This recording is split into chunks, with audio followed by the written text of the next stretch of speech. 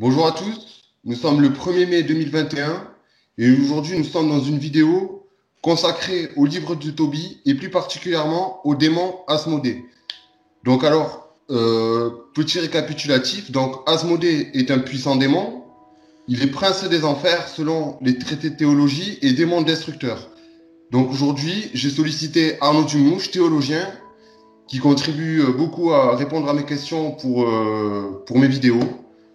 Et donc, bonjour cher Arnaud, et merci à toi de contribuer encore une fois à accepter de répondre à mes questions.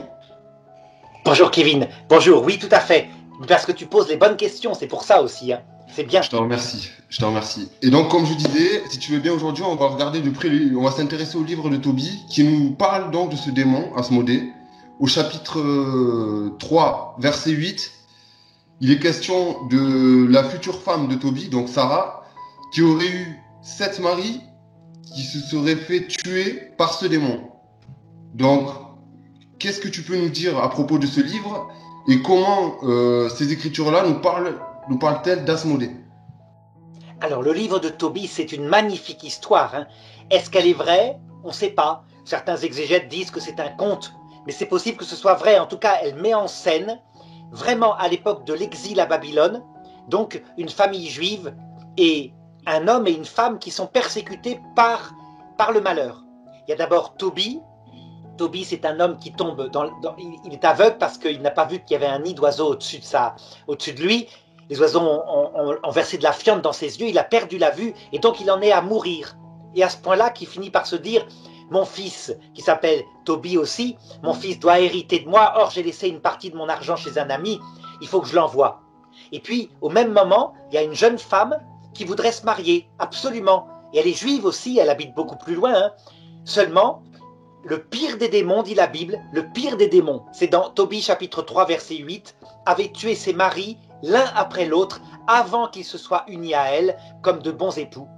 Et un jour, la servante s'était moquée d'elle parce elle était en train de la coiffer, elle lui avait tiré les cheveux, et elle avait dit, tu me tires les cheveux. Et elle avait répondu, oui, toi qui tues tes maris, en voilà déjà 7 à qui tu as été donné, et tu n'as pas eu une chance une seule fois. Et elle avait pensé à mourir tellement elle était désespérée par cette remarque. Elle avait évité quand même de se suicider parce que s'était dit, ce sera la honte pour mes parents, hein, qui s'en remettront pas. Et donc elle avait demandé à Dieu de venir prendre sa vie, de l'emporter. Elle voulait plus vivre tellement elle était malheureuse. Et c'est là que la Bible raconte que Dieu reçut la présence à la fois de Tobie, la prière de Tobie et de Sarah, et il envoya Saint Raphaël, l'archange, pour les guérir tous les deux. Donc, moi, je vais rebondir sur ce que tu viens de dire pour que tu nous dises un peu plus en détail qui est Saint Raphaël. Donc, en termes hébraïques, donc en termes hébreux, Saint Raphaël, Raphaël veut dire Dieu guérit, il me semble. Voilà, c'est un des archanges, ça veut dire en fait un ange des hiérarchies les plus proches de nous, mais pas les hiérarchies supérieures. Et sa charge sur l'humanité, c'est quand il y a besoin de quelqu'un pour guérir, il guérit. On le voit par exemple intervenir, raconte l'évangile, dans une piscine, la piscine de Bethsada, qui tout d'un coup était agitée par l'ange de Dieu, et celui qui le premier descendait dans la piscine était guéri, quelle que soit la maladie. Mais sans doute c'était Raphaël. En tout cas, il est envoyé par Dieu, et c'est un des bons anges qui a suivi au départ l'obéissance à Dieu. Donc ce n'est pas un démon. Et il applique donc sur la terre, à nous les hommes qui sont en phase de purification, il applique les volontés de Dieu. Donc parfois il peut nous guérir, parfois laisser la maladie se développer, et parfois au contraire, eh bien, je dirais vraiment provoquer des prodiges immédiats, hein. Alors il n'a pas la puissance de Dieu, il n'est qu'un ange, mais comme il voit Dieu face à face, quand il est décidé qu'une personne serait guérie, Dieu peut parfois intervenir lui-même quand Raphaël n'a pas le pouvoir par lui-même. Donc, on peut parler dans ce cas-là de miracle. Le miracle, c'est quand c'est impossible à un ange, mais la plupart du temps, ce sont des prodiges. Ça veut dire, ce qui va se passer pour la guérison de Sarah, c'est un prodige. En fait, Raphaël va simplement entraver Asmodée et le jeter en enfer pour qu'il cesse de nuire à la petite Sarah. Donc ça, c'est un prodige qui est au pouvoir de Saint Raphaël. D'accord. Donc, tu nous disais que l'histoire de Tobie, elle était sujette, notamment par les exégètes, pardon, à être dénoncée comme une affabulation, si je comprends bien. Est-ce qu'on peut aussi mentionner le livre de Job qui nous parle beaucoup de Satan, donc Satanas, l'adversaire. Tu sais, j'ai regardé justement une vidéo d'enseignement que tu as fait sur Saint-Tobie et sur Job aussi. Et c'est justement aussi que tu dis, en comparant les deux histoires, on ne sait pas si c'est réel, on ne sait pas si... Mais en tout cas, ces livres, ils sont bien dans nos canons pour quelque chose. Ça veut dire que quelquefois, il arrive que la Bible n'hésite pas à intégrer dans les livres des contes. C'est peut-être un conte qui a été écrit par un poète, mais peu importe. Quelle que soit la chose, ça parle de réalité. Ça parle donc de l'activité des anges qui peuvent vraiment venir à notre service. Et c'est une tradition qui est tout à fait catholique. Tu sais que même les familles, à un moment donné, gardaient toujours une place à table, une place qui était mise, au cas où le Christ ou alors son ange viennent pour voir si on était accueillant avec les pauvres. Et donc quand un pauvre venait, on l'accueillait en disant « c'est peut-être l'ange du Seigneur sous la figure d'un pauvre ». Eh bien, à cette époque-là, il y avait la même chose, donc les anges pouvaient intervenir. Pour Job, par contre, eh bien, l'histoire, elle est peut-être romancée, mais elle correspond tout à fait aux souffrances qu'ont vécues des millions d'hommes sur la terre. Ça veut dire des hommes droits, et tout d'un coup, le malheur fondait sur eux, et ils n'arrivaient pas à l'expliquer.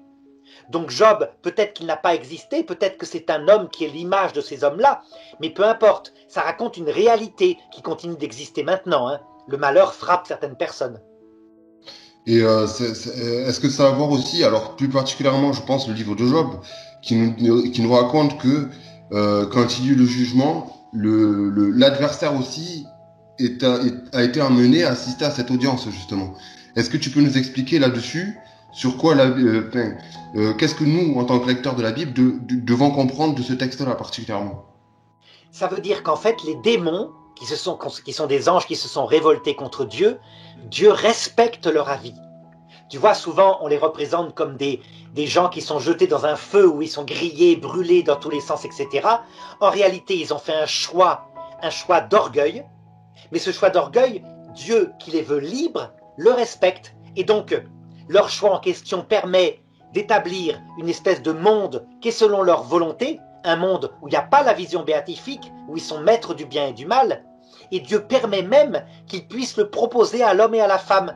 Pourquoi ? Parce qu'il veut aussi qu'à un moment donné, surtout à l'heure de la mort, lorsque nous sera rendue notre entière liberté, on soit nous aussi capables de poser un choix libre. Ça veut dire que Lucifer, à l'heure de la mort, a un rôle très important. Il nous présente une alternative au salut du Christ. Une alternative crédible, qui évidemment est présentée selon les avantages par lui, à savoir, comme il le dit à Adam et Ève, hein, tu seras maître du bien et du mal, tu seras comme un Dieu, tes yeux se rouvriront, etc. Et Dieu lui va se charger de présenter les inconvénients. Ton cœur sera vide, tu n'auras personne à aimer puisque tu n'aimeras que toi. Donc tu seras en feu à l'intérieur de toi et tu seras plein de rage éternellement parce que tu n'obtiendras pas la vision de Dieu, la vision béatifique qui seule pourrait t'équilibrer. Mais c'est pas possible, tu ne l'obtiendras pas parce que on ne peut pas voir Dieu sans l'aimer et sans être tout humble. Tu vois, D'accord. il y a donc une bataille d'Armageddon qui se passe à l'heure de la mort, là, avec véritablement notre liberté qui est en jeu. Et bien dès maintenant, Asmodée lui-même a un certain pouvoir. Sauf que tu as remarqué, il ne vient pas auprès de Sarah pour lui présenter ça, non. Lui, il vient auprès de Sarah pour l'agresser. Il essaye de la détourner de Dieu. C'est ce que je t'avais dit. Pour le moment, les satans, les anges du démon, agissent sur terre en nous plongeant dans des attaches terrestres. Par exemple, le plaisir égoïste ou le bonheur égoïste. Sarah, elle, c'est une jeune fille, elle fait ce qu'elle peut. Elle n'arrive pas à se marier, elle se désespère parce qu'elle cherche le bonheur. Qui est-ce qui pourrait lui en vouloir? Personne. Le truc, c'est que lui, il va appuyer là-dessus pour la mener jusqu'à se suicider. Si c'est possible. L'autre fois, c'est l'argent égoïste, ou alors la gloire, la vanité égoïste. Bref, il nous habitue à être égoïstes. Évidemment, pour une petite jeune fille comme Sarah, son pouvoir est très limité. Et si jamais elle s'était pendue, si elle l'avait fait vraiment, tu peux être certain que l'ange du Seigneur l'aurait accueillie de l'autre côté, l'aurait consolée. Et puis elle s'en serait voulu exactement, puisqu'elle le reconnaît. Si jamais je viens à me pendre, elle le dit dans le livre de Tobie, hein, eh bien, on blâmera mon père, on lui dira, tu n'avais qu'une fille chérie, et de malheur, elle s'est pendue. C'est Tobie chapitre 3, verset 10. Donc, si elle l'avait fait de l'autre côté, elle aurait regretté, elle se serait mise dans un purgatoire très triste. Elle l'a pas fait, donc tant mieux. Mais ceux qui le font parfois sont vraiment attaqués par des démons de ce style-là. Eh bien, faut pas croire. On a cru pendant un certain temps qu'ils étaient obligatoirement damnés dans l'éternité. C'est pas vrai. On est damné dans l'éternité que quand, face à Jésus-Christ, on méprise objectivement, malgré qu'il nous console, qu'il se fait notre avocat, quand on méprise son salut. D'accord. Alors, j'ai ici, tu vois, un des traités de démonologie sur lesquels je m'appuie, donc le Pseudo-Monarchia Daemonum, et il nous est dit dans ce traité que Asmodée serait de l'ordre des trônes, donc ce qui est un cœur angélique. Est-ce que tu peux nous parler de ce cœur, justement? En quoi il consiste, et si on a des noms d'anges connus, même s'ils se sont révoltés, justement, donc Asmodée en fait partie. Peux-tu nous expliquer qui sont les trônes et quelles sont leurs missions pour ceux qui ont respecté la volonté de Dieu, je dirais? Au début de la création des anges, avant que Dieu ne se révèle à eux, ils se sont hiérarchisés selon un ordre de puissance intellectuelle. C'était ça qui était premier chez eux, parce que c'est normal, ce sont des purs esprits, des intelligences pures. Et donc, comme ils savaient que Dieu avait un projet, la matière avait été créée en même temps qu'eux, et donc ils savaient qu'ils devaient l'organiser, un peu comme des ingénieurs, alors il y a eu 3 cœurs d'anges qui étaient ceux qui organisaient ce projet au nom de Dieu. Ils ne voyaient pas Dieu, hein, mais ils savaient que Dieu existait, et donc ces 3 cœurs d'anges sont les chérubins, les séraphins et les trônes. Chérubins, c'est la connaissance ultime, ce sont des êtres extrêmement intelligents qui pénètrent le projet que Dieu a pour eux. Les séraphins, ils veulent appliquer la volonté de Dieu, et les trônes, ils sont d'une très grande puissance pour le faire. Voilà, tu vois le nom de ces 3 cœurs d'anges supérieurs qui ne quittent jamais la contemplation des volontés de Dieu. Eh bien, ça prend à partir de connaissance, amour et puissance. Donc tu vois, l'ordre des trônes, si Asmodée en fait partie, ce qu'on ne sait pas parce que la Bible n'en parle pas, ça veut dire que c'est un ange supérieur. Alors, hiérarchie je me rends céleste bien compte. supérieure. D'accord. Je me Alors rends bien après ça, compte. je terminerai en te disant qu'il y a eu 3 cœurs d'anges qui se sont mis dans les ingénieurs qui, eux, organisaient le monde. Ce sont les puissances, les dominations et les vertus. Et puis il y a eu 3 cœurs d'anges qui étaient là pour appliquer sur le terrain le gouvernement de Dieu. Ce sont les princes qui s'occupent plutôt des espèces animales ou des groupes humains. Ce sont les archanges qui ont des missions particulières comme annoncer quelque chose ou guérir. Et enfin, pour chacun d'entre nous, les anges gardiens. Donc ce sont des anges inférieurs. Pourquoi? Parce qu'ils sont plus proches de nous. Ils nous comprennent davantage. Ce n'est pas des purs intellectuels. Eh bien, c'est un simple archange, donc comme Gabriel, avec Saint Michel, qui a pu dire à ces anges révoltés qui étaient supérieurs: vous vous révoltez parce que vous prétendez défendre Dieu. C'est pas vrai. C'est votre place de premier que vous voulez garder. Vous êtes des orgueilleux. Et ça, c'était une vérité qui s'est imposée à eux et qui a fait qu'ils ont été vaincus, qu'ils sont allés sur terre pour essayer de nous combattre. Ce qu'on appelle théologiquement le mystère de l'iniquité, effectivement. Tout à fait. Moi, si tu veux, pour rebondir là-dessus, je peux peut-être donner des exemples, d'anges révoltés qui étaient de l'ordre des chérubins, des séraphins et des trônes, parce que quand j'ai les traités de démonologie, je me rends compte que beaucoup d'anges qui se sont révoltés, la majorité, même s'ils sont des myriades, ils faisaient pratiquement tous partie des hiérarchies supérieures. Donc Lucifer, qui est devenu Satan, était un chérubin, le plus grand des chérubins. On a Belzébuth, le démon Belzébuth, qui lui faisait partie des séraphins, il est appelé prince des séraphins. Et donc Asmodée, qui faisait partie des trônes. Alors moi, je vais te dire, au point de vue théologique, je suis très suspicieux par rapport à ces dénominations. Je vais t'expliquer pourquoi. Tu vois, ce sont des anges supérieurs, les chérubins, les séraphins, les trônes. Or, tu vois l'action d'Asmodée, on dirait l'action d'un ange inférieur. Aller tuer les maris d'une pauvre petite jeune fille, tu vois, le niveau. Oui, on mais dirait plutôt un fond, je démon me dis, ils sont inférieur. prêts à tout. Au fond, je me dis, ils sont prêts à tout pour nous attirer dans cette révolte. Donc, est-ce que le fait d'agir, je veux dire, comment le dire, tu vois, tu rappelles souvent que le démon, il s'attaque par exemple physiquement à nous quand il est vaincu. Donc, pour un ordre supérieur, être vaincu comme l'a fait Saint-Michel, donc si je me laisse pas faire comme n'a pas laissé faire Saint-Michel, moi je suis un être charnel, donc il peut m'attaquer physiquement pour m'entraîner justement et m'impressionner. Donc pour moi, je suis prêt à dire, ils sont prêts à tout, même à agir inintelligemment pour nous piéger plus facilement. Oui, Dans ce cas-là, il délègue, parce que c'est une armée organisée, il délègue ceux qui sont spécialisés. Tu vois, s'il s'agit d'attaquer ton corps physiquement et de te tuer, ils vont plutôt envoyer un démon charnel, quoi, un démon inférieur.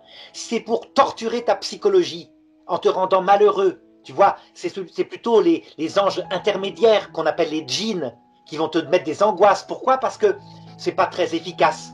Par contre, s'il s'agit de créer une idéologie monstrueuse qui t'éloigne de Dieu, là, c'est véritablement le travail spirituel des anges supérieurs, des anges intellectuels. Tu comprends? C'est peut-être aussi pour te conditionner justement dans ton esprit.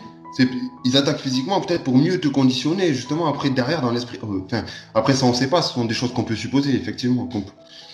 C'est-à-dire que quand ils attaquent quelqu'un comme le curé d'Ars par des bruits dans la maison, on voit bien que ça sert à rien. C'est comme si les démons s'étaient découragés, essayaient de l'attaquer plus tard par d'autres moyens, et qu'entre-temps, ils délèguent des hiérarchies inférieures, juste pour voir si on peut l'effrayer un peu. Et ça marche pas vraiment. Après, regarde, le Saint Curé d'Ars, il a eu aussi des attaques spirituelles, parce qu'il s'est quand même découragé à plusieurs reprises. Il s'est mis en ermite à plusieurs reprises aussi. Donc voilà. là, ça n'a pas fonctionné parce qu'il n'est pas resté, mais ce que je veux dire, c'est que là, tu sens quand même que c'est plus spirituel que physique. C'est pas forcément les mêmes démons. Ça veut dire qu'il y a une armée monstrueuse d'êtres spirituels comme ça, et toutes les attaques qui lui ont porté sur sa théologie, ça c'est peut-être des démons. Par exemple, il avait des tentations de jansénisme. Ça c'est typique des démons, des vrais démons. Quand il avait des attaques de désespoir en se disant « je suis nul, je vais aller en enfer », ça c'est plutôt une tentation psychique qui porte sur, sur sa psychologie fragile. Là, ce sont plutôt les anges inférieurs. Et quant à la fin, quand il y avait seulement des bruits dans la maison, des coups donnés, etc., on dirait, là, on a affaire aux démons des hiérarchies les plus basses. En tout cas, c'est ce que j'imagine. Mais tu as raison de dire que c'est une armée organisée. Ça, c'est vrai.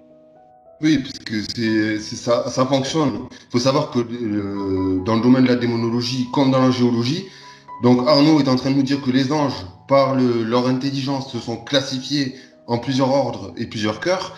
Il faut savoir que du côté de Satan, c'est exactement pareil, ça fonctionne sous forme de ministère. Donc il y a des hiérarchies supérieures, des hiérarchies intermédiaires et des hiérarchies inférieures. Ça oui, on l'a constaté à plusieurs reprises. Tout à fait. Et donc une délégation. Quand tu vois par exemple dans l'histoire de Jésus qui chasse les démons qui sont légions d'un homme, et ces démons le supplient de ne pas aller en enfer pour aller dans un troupeau de porcs qui est à côté, tu vois bien que Lucifer, c'est pas digne de lui. C'est pas Lucifer, ça. C'est plutôt, tu vois, des démons qui sont tellement dans l'ennui psychologique qu'on peut imaginer que peut-être ils ont une vie sensible. C'est ce que les musulmans appellent les djinns.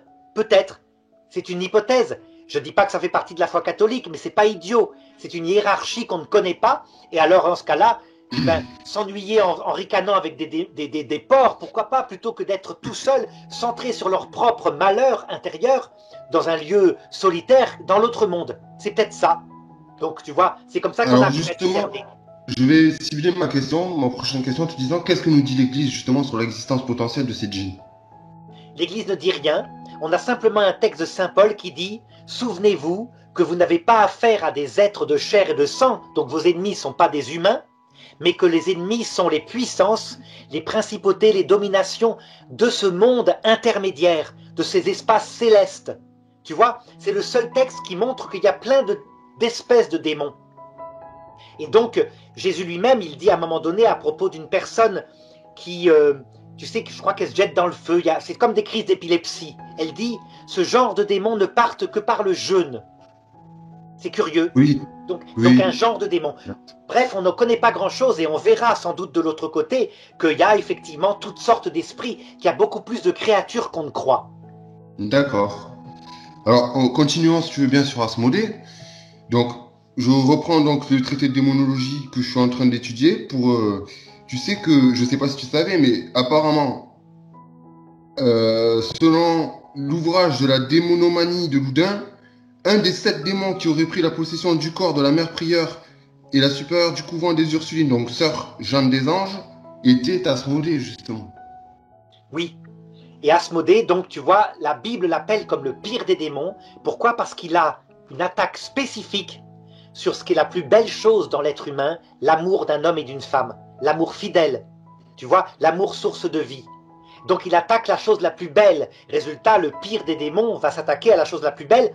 On voit les actions du démon actuellement. Par exemple, quand il fragilise le cœur, souvent, beaucoup, très très fréquemment, hein, des femmes, en leur faisant croire que l'amour, c'est uniquement le sentiment. Et donc, dès qu'il n'y a plus de sentiment, elles se barrent. Ben, peut-être qu'il y a une influence de ce démon-là, ennemi du couple fidèle. D'accord, d'accord. Donc du coup, si on récapitule bien ce que tu viens de dire, pour toi, tu es dubitatif sur le fait par exemple, dans les traités de démonologie que je lis, on me dise qu'Asmodée ferait partie, donc, puisque toujours un maître conditionnel, je n'affirme rien, je ne suis pas dans l'affirmation, hein, mais il nous est écrit qu'il ferait partie de l'ordre des trônes. Oui, je suis dubitatif à cause de son action. Son action, là, tu vois, il aurait, par exemple, oui, un ange, un démon qui a, par exemple, tenté Jézabel. Tu vois cette reine dans la Bible, cette reine vraiment qui se battait contre Yahvé, qui essayait d'établir le culte de Baal, qui se comportait extrêmement vaniteuse, qui a persécuté les prophètes, qui en a fait tuer. Là, on voit bien que c'est beaucoup plus spirituel. Ça serait digne d'un démon du genre un trône. Alors qu'un démon qui s'attaque à une pauvre petite jeune fille qui n'a rien fait de mal, simplement en tuant ses maris, tu te dis, il y a... Enfin, en tout cas, n'importe quel démonologue dirait, ben, on a affaire à un esprit intermédiaire, tu sais, un peu les oncles de Casper, quoi. Casper le fantôme, tu te rappelles, dans l'histoire de ce dessin animé, c'est-à-dire des espèces de démons qui s'amusent à torturer, qui sont sadiques, mais qui n'entraînent pas véritablement directement dans une révolte contre Dieu, une révolte théologale. Là, ce sont plutôt les vrais démons, les anges révoltés. D'accord, d'accord. Donc concernant le livre de Toby, si tu veux bien, reprenons ce livre-là qui m'a beaucoup, d'ailleurs, ça m'a beaucoup inspiré pour faire ce sujet parce que, comme tu dis, c'est une très belle histoire. Oui. Donc, en allant en chemin pour récupérer les stacks d'argent que son père avait laissé à son ami, il rencontre un jeune homme, donc supposément Saint Raphaël, archange, on peut supposer après que cette personne-là était Saint Raphaël justement, et il lui dit de pêcher un poisson, de garder le fiel, le cœur et je ne sais plus quelle autre partie du poisson, et effectivement, il lui dit après, tu brûleras, quand tu arriveras chez Sarah, tu brûleras le cœur et l'autre partie du poisson qu'il avait... le fiel, le foie, voilà, c'est ça. C'est Tobie chapitre 6, verset 5. Et que justement, si il brûlait le cœur et le foie, le démon partirait. Et c'est ce qui s'est réellement passé. Donc que peux-tu nous dire là-dessus? Donc tu vois, c'est ce qu'on appelle des sacramentaux de l'Ancien Testament. Ça veut dire des signes sensibles. Le démon, lui, n'a rien à fiche du cœur et du foie d'un poiscaille. Tu comprends bien. Mais c'est comme l'eau bénite chez nous. C'est pas le fiel et le foie en eux-mêmes, mais c'est à cause de ce qu'ils représentent. De même pour l'eau, qui représente la pureté, le lavage, qui représente la grâce de Dieu qui alimente, qui nous désaltère, eh bien, la Sainte Vierge et Jésus-Christ s'engagent à agir lorsqu'on lance de l'eau bénite sur un démon. Eh bien, à l'époque, il y avait la même chose. Et donc, le cœur du poisson, le foie du poisson, est-ce que ça a un rapport avec le Christ? Puisque tu sais que le premier symbole du Christ n'a pas été la croix, mais le poisson. Non, c'était le poisson, ouais. Entre chrétiens, on se faisait le poisson dans le sable, et si tu dessinais un poisson, c'est effectivement, ouais, tu parles de la tradition apostolique.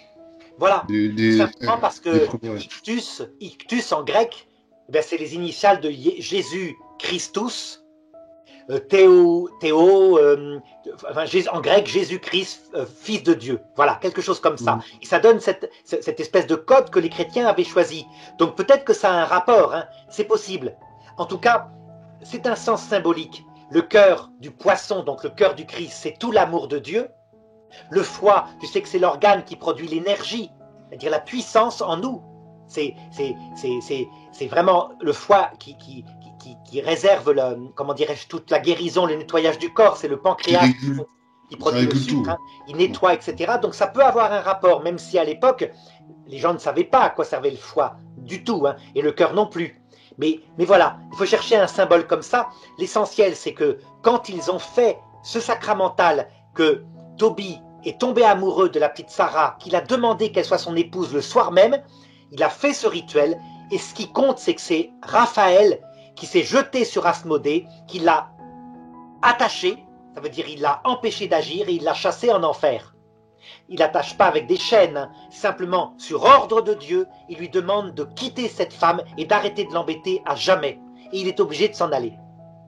Donc on peut dire que c'est Saint Raphaël Archange qui a exorcisé Sarah. Voilà, en obéissant au petit rituel très humble d'obéissance qu'avait fait Tobie, qui lui-même avait écouté, en confiance, la voix de son compagnon, qui ne savait pas que son compagnon était l'ange Raphaël, hein. Il pensait que c'était un jeune homme d'une famille juive, etc., qui l'accompagnait.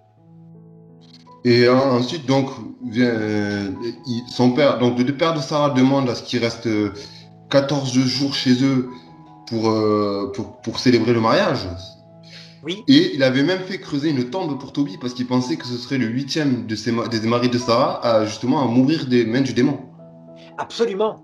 Ça veut dire que c'était pas possible, il le savait, il avait bien essayé de le décourager, de ne pas prendre comme épouse sa fille, en disant on verra plus tard, mais Tobie, qui l'avait vue si triste, si jolie, si fragile, et qui savait que selon la loi de Moïse, il y avait droit, parce que il était la famille la plus proche, et selon la loi du Lévira, c'était lui qui pouvait la prendre comme épouse.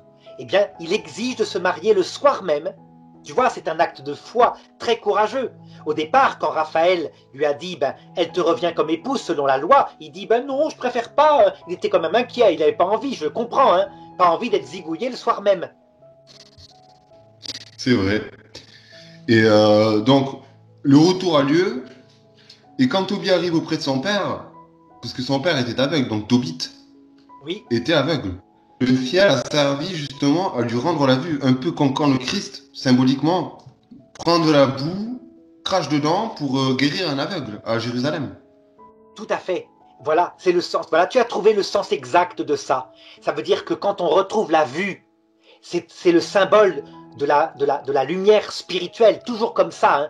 Sauf qu'à l'époque, ils ne le savaient pas, donc les Juifs ont raconté ce récit sans savoir le sens profond qui serait pris par la puissance du Rédempteur. Et le Rédempteur lui-même, Raphaël en est l'image. Il est Dieu qui sauve, qui guérit, effectivement. Jésus-Christ nous a guéris de tous les malheurs spirituels, mais tu remarqueras, pas tout de suite de nos maladies, de nos faiblesses, hein, parce qu'elles sont utiles, elles nous permettent d'acquérir un peu d'humilité. Mais il le fera, ultimement, à l'heure de la mort, il nous guérira de tout. En tout cas, voilà, c'est comme ça que Tobit, le père, retrouve la vue, effectivement. Alors moi, tu vois, je vois beaucoup de symboles, que ce soit dans le livre de Job et le livre de Tobie, mais tu sais, j'ai beaucoup de personnes qui me disent, parce que il y a, tu sais, beaucoup de protestants, ou même, je crois que c'est les milieux évangéliques qu'on appelle, qui disent que, oui, mais Dieu, il est cruel, il a été bon que par la croix. Sinon, regarde l'Ancien Testament, et notamment les psaumes. Il n'hésite pas à punir son peuple, à faire du mal à son peuple. Et je discute beaucoup avec toi qui nous dit non, c'est pas lui qui fait le mal. Par contre, il le permet. Donc, il permet aux démons de nous faire du mal. Il permet à nos démons d'agir sur nos psychologies, sur nos faiblesses, de nous tenter, de nous opprimer. Pourquoi le permet-il? Alors, en fait, en réalité, il fait plus que le permettre. Il peut parfois le faire lui-même. Effectivement. Tu vois, c'est-à-dire cette distinction-là qui a consisté à dire il ne fait que permettre aux démons d'attaquer les pauvres gens, c'est une distinction inutile. Tu vois, si par exemple toi, tu décides, par exemple, de permettre à ta femme de jeter par la fenêtre ton enfant, tu sais que ta femme est schizophrène et pourtant tu lui permets de le faire, c'est toi le coupable. Donc ça en revient au même, il faut poser la question à Dieu. Alors je vais t'expliquer, c'est assez simple à comprendre. Dieu, il prend son peuple là où il en est. Quand on est barbare, alors il prend le moyen de la barbarie. Il nous sauve par notre propre barbarie. Et ça, c'est tout le début de l'Ancien Testament. Quand on voit l'humanité qui est sauvage, par exemple dans la grande guerre civile, tu sais, entre juifs, qui a eu lieu au niveau du livre des juges, on voit une scène abominable que les juifs ne peuvent même pas se rendre compte de ce qu'ils ont fait. Regarde, je te raconte, tu vas voir, ce qui te prouve que c'était des gens barbares et Dieu les a sauvés par leur barbarie.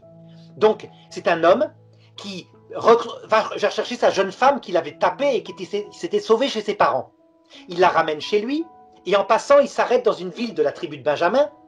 Et là, un homme qui descend des champs leur dit « Venez chez moi, c'est une ville sans aucune tenue, vous allez t'attaquer cette nuit. » Ce qu'ils font, et donc il leur donne l'hospitalité. Et effectivement, pendant la nuit, des hommes faits à frapper à la porte en disant « Livre-nous cet homme, que nous couchions avec lui ». Tu vois, ils étaient pervers, dans la luxure, etc. Eh bien, tu sais ce que répond l'homme qui les avait accueillis? « Ne faites pas ça, mes frères, n'allez pas bafouer l'hospitalité qui est sacrée. Mais vous inquiétez pas, j'ai une fille qui a 13 ans là, qui n'a jamais connu d'homme, je vous la donne, faites-lui ce que vous voulez. » Ils ne se rendent même pas compte de ce qu'ils sont. Ils traitent leur fille comme des... mais moins qu'une bête, tu ferais pas ça à un mouton. Et du coup, le bonhomme qui s'est réfugié chez lui attrape sa concubine qui a peut-être 15-16 ans, la donne au violeur, qui la viole toute la nuit, qui la tue. Et c'est comme ça que commence la guerre civile, qui va faire des morts de tous les côtés. Ça veut dire que Dieu va même leur donner des ordres d'attaque qui sont faux. Donc ils vont perdre 20 000 hommes par-ci. Et alors ils sont là, et ils pleurent devant Dieu. « Oh, pourquoi tu nous as dit d'attaquer, on a perdu 20 000 hommes ?» Et Dieu leur répond « Attaquez demain ». Ils attaquent le lendemain, ils obéissent, 30 000 morts. Ça veut dire que Dieu, lui-même, les sauve par leur propre perversité. Si tu veux le comprendre, regarde par exemple ce qui s'est passé avec la guerre 14. C'est exactement ça. Les peuples européens... Mais là, c'est pas pareil, c'est excuse-moi, une idéologie qui a déclenché la guerre. Oui, mais ça veut dire que notre cœur était barbare, il était redevenu barbare au peuple européen. On pensait que la patrie est au-dessus de tous, quoi qu'il arrive, quitte à massacrer une génération entière, quitte à conquérir le monde. C'est ce qu'on a fait, nous, Européens. Résultat, un jour, on s'est jetés les uns contre les autres par notre orgueil, et tu remarqueras que la guerre, personne ne l'a gagnée. Si, les Français l'ont gagnée, mais en fait avec 1,5 million de morts. Oui, mais après, c'est les la même conséquences chose. aussi de ça. Hein? Les conséquences, faut voir les conséquences que ça a donné aussi. Le traité de Versailles qui a donné naissance au nazisme, au communisme. Ça veut dire 50 ans de guerre mondiale à cause de notre propre barbarie, et tu remarqueras que Dieu, qui peut l'arrêter, donc ça c'est une histoire qui est arrivée en 44. Il y a une histoire très très stupéfiante. Il y a la Vierge Marie qui apparaît à des enfants en Italie qui leur dit « Priez, priez » et la guerre se terminera en août. Août 44. Puis elle revient un peu plus tard, mais pourquoi vous leur avez pas dit de prier? Ah, on n'a pas osé, madame. Ah ben, la guerre se terminera que en 45. Et tu sais ce qu'il y a eu en août 44? Au jour où elle l'avait dit, l'attentat contre Hitler, karaté. Exact, oui, exact, dans la tanière du loup. Tout à fait. Ça te montre quoi? Eh ben, que les barbares, quand on est barbare, Dieu nous sauve, on apprend, on avale notre propre barbarie. Et effectivement, quand tu discutais avec les soldats de 14, moi j'en ai connu, dans les années 70, c'était pas vieux, j'avais 10 ans, quelque chose comme ça, mais peu importe, eh bien, ils étaient complètement dans le regret de l'idéologie qu'ils avaient combattue en 14. Ils disaient, il fallait bien nous battre, mais on suivait une idéologie, c'était évident. Que les Allemands étaient nos frères aussi, etc. Ils avaient avalé leur barbarie, ils avaient compris. Donc ça, c'est la première manière. Donc Dieu sauve le barbare par sa barbarie, il laisse faire des malheurs. Deuxièmement... J'aimerais juste te dire un truc, parce qu'un argument, excuse-moi de te couper, un argument qui m'est souvent donné quand je prends cet exemple-là, donc que ce soit les guerres de Moïse ou les murailles de Jéricho, qui est un très bon exemple aussi de Josué, on te dira, ouais, mais c'est pour préserver le dépôt de la foi.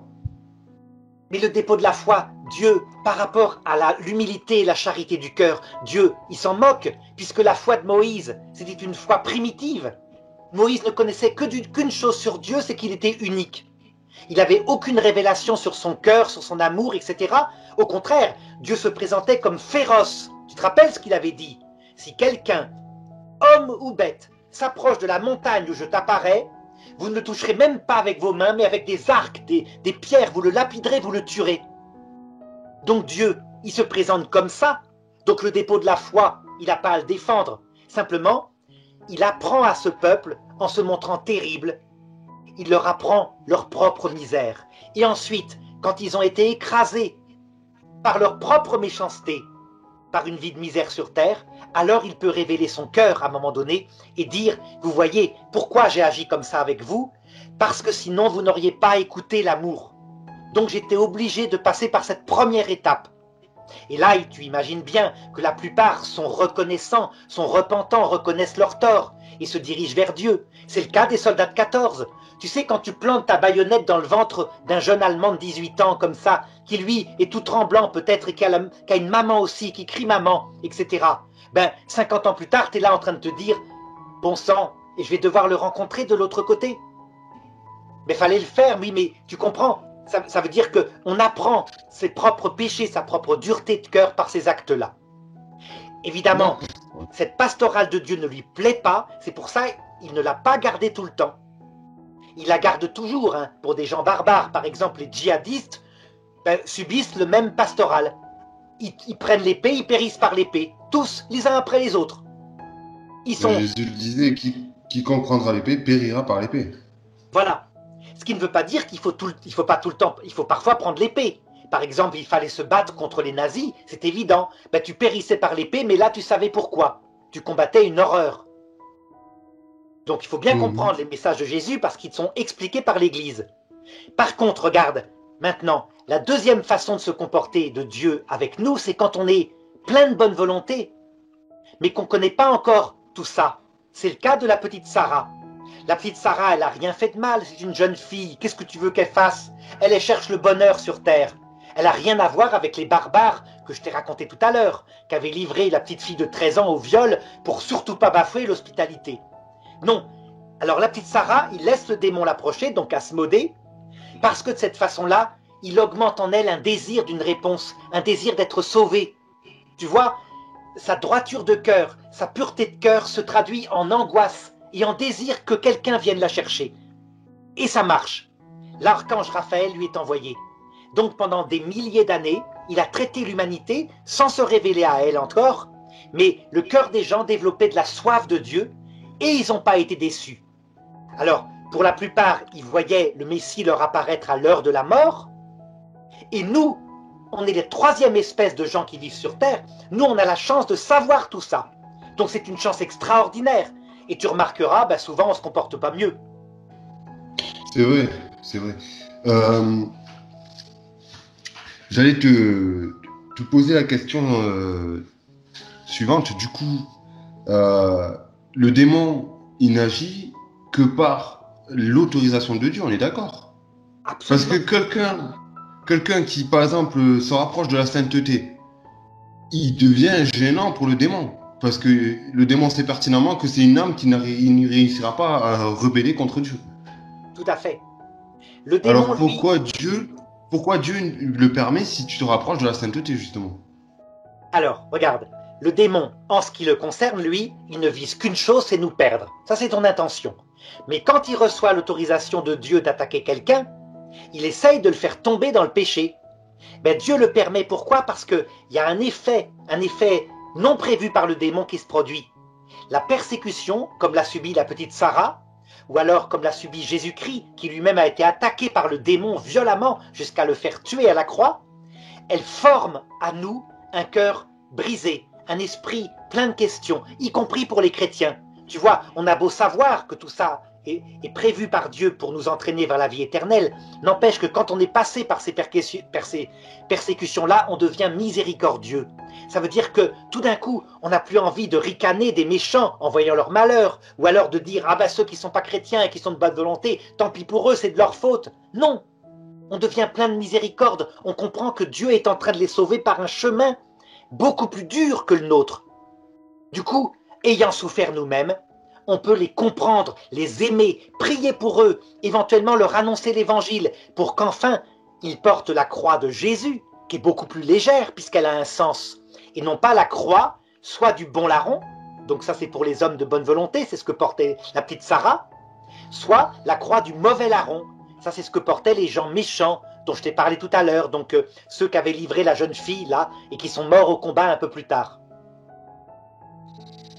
Ma prochaine question vise un peu comme on l'avait fait, tu sais, pour Baal et Moloch. Donc, dans la Bible, il me semble qu'il n'y a pas de mention dans l'Ancien Testament concernant Asmodée, mais est-ce qu'on lui vouait des cultes?